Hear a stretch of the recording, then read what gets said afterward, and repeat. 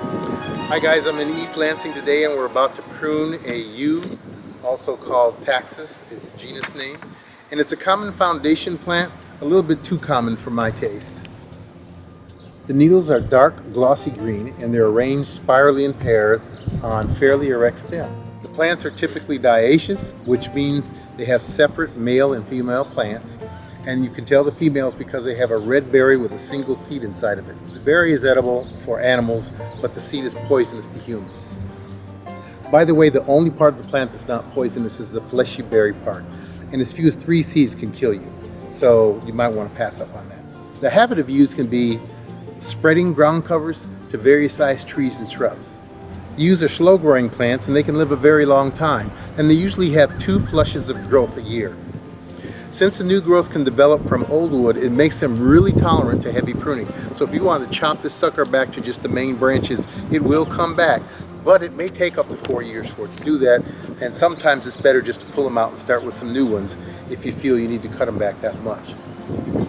In general, the point of pruning is to remove dead material and control the size of the plant. When you're pruning, the lower part of the plant should be wider than the top.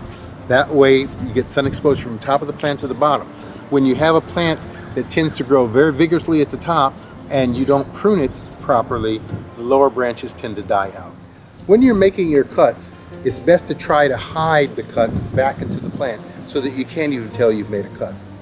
So in my case, what I like to do is prune them to what we call a natural form, as opposed to making shapes, which you're really working against nature when you're doing that type of thing. Now the time to prune is about mid-June, and what we're trying to do is maintain the size, take out all the late winter and early spring dead materials, and you can also prune in the spring before growth actually starts. So there are 2 times that you can prune: before growth starts in the spring and also about mid-June after you've had your first flush of growth.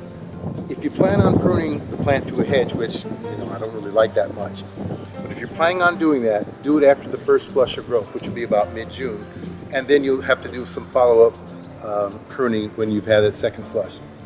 Now, we try to advise people not to prune after August. This will avoid stimulating new growth, which will not have enough time to harden off before cold weather comes in our area, which I'm in Michigan.